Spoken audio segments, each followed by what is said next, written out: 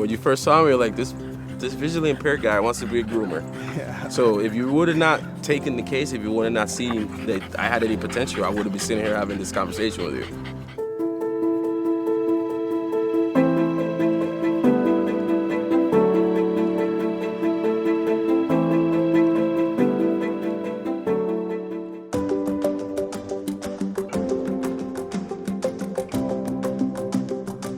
So, Josue, how have things been going, man? It's been doing good, man. It's been a couple years since I last saw you. It's been a little bit, right? Yeah. Saw you at the family cafe. Yeah, it was about good a year catching. ago. Yeah, it was good catching up there, man. It was a real surprise. Yeah, Kind of came full circle. Yeah, for sure. Yeah. So what's going on, man? So back in, what was it, about 2013 when we first met? Yeah, just about. I was just got engaged, was about to get married. I was looking for a new career. I was trying to see because I wanted to work with animals, and they recommended me you from vocational rehab.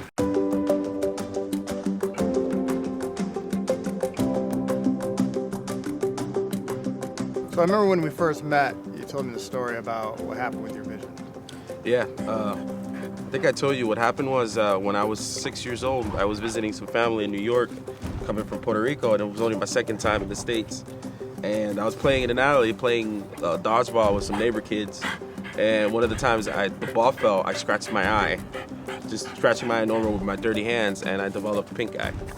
Right. So my mom took me to the doctor to get some prescription for my pink eye, and I developed a cataract on each eye. And this was just a normal pink eye. Regular pink eye, and she didn't understand what the white things over my pupils were.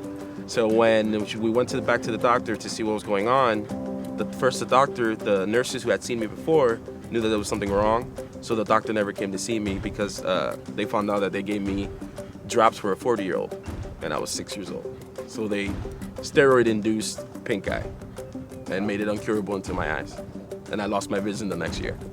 It was a very, very crazy roller coaster. 12 years, I was 12, it was crazy. It was very, very crazy to be 12 years old at the time. So you could not see for about 5 years. Pretty much. It was like seeing through the most fogged, dirty shower curtain that you can have.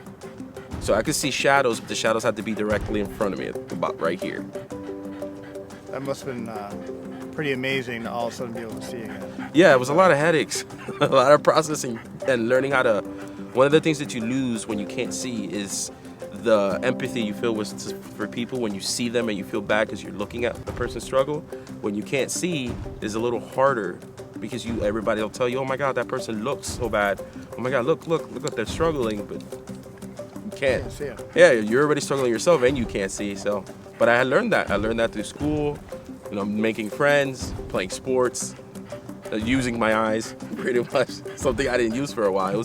You don't know how much your eyes are important until you don't have them. But then being a kid, I didn't know any better. I was a kid. Yeah. Lost my vision as a kid, got it back as a teenager.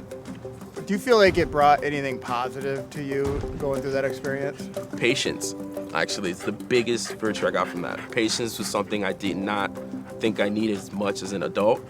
But knowing where I came from and all the struggles and seeing what my mom and my family, a lot of them endured, and a lot of the things people don't understand when you can't see, your hearing is pretty well. And I would hear certain people say things.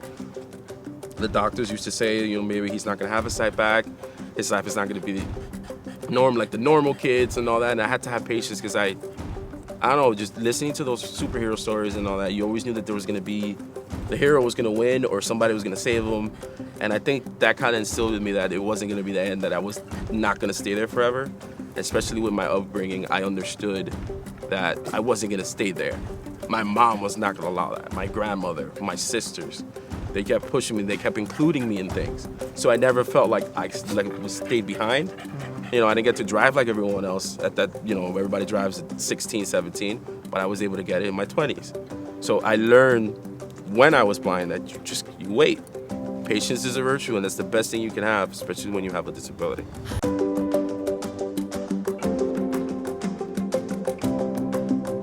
How in the world did you get it back?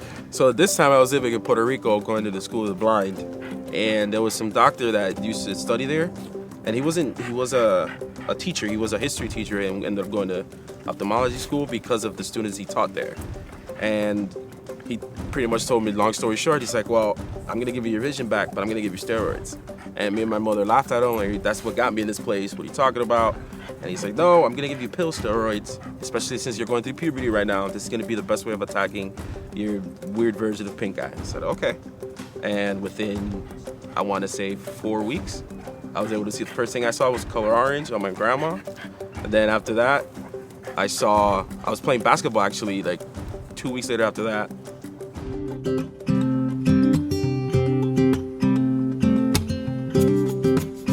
The first time I met you, you had called me that week before, and I was having a bad vision day. And the day that I had to go see you, I had to reschedule because I couldn't drive. And that was already probably a shock to you, like this visually impaired guy also drives. Yeah, he's gonna drive too. Yeah, but then I still showed up. That next time I saw you, I showed up and I never missed another day. Yeah. But yeah, it was, I'm sure when you met me, you're like, okay, this is not just a person on paper, it's completely different. Yeah, and you know, a lot of times when somebody comes in, they tell us what they want to be, what they want to do, and it doesn't always turn out to be that. But you seem pretty persistent.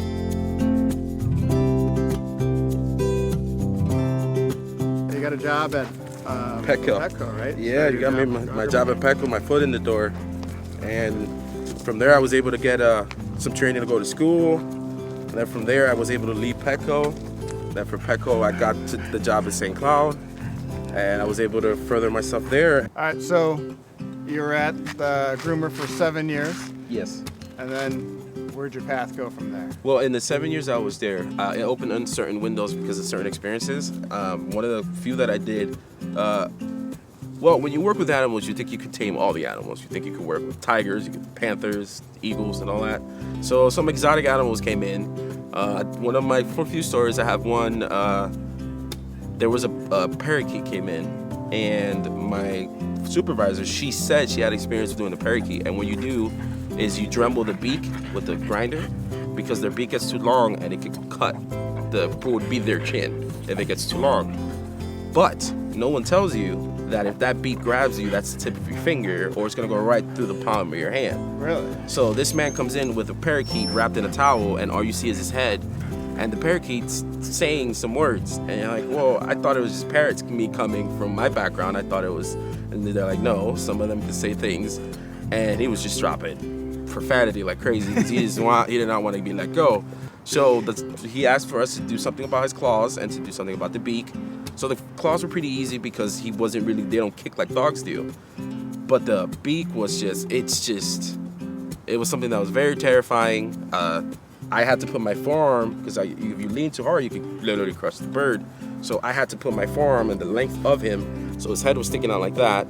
Then his dad had his head like this, because he wouldn't bite his dad.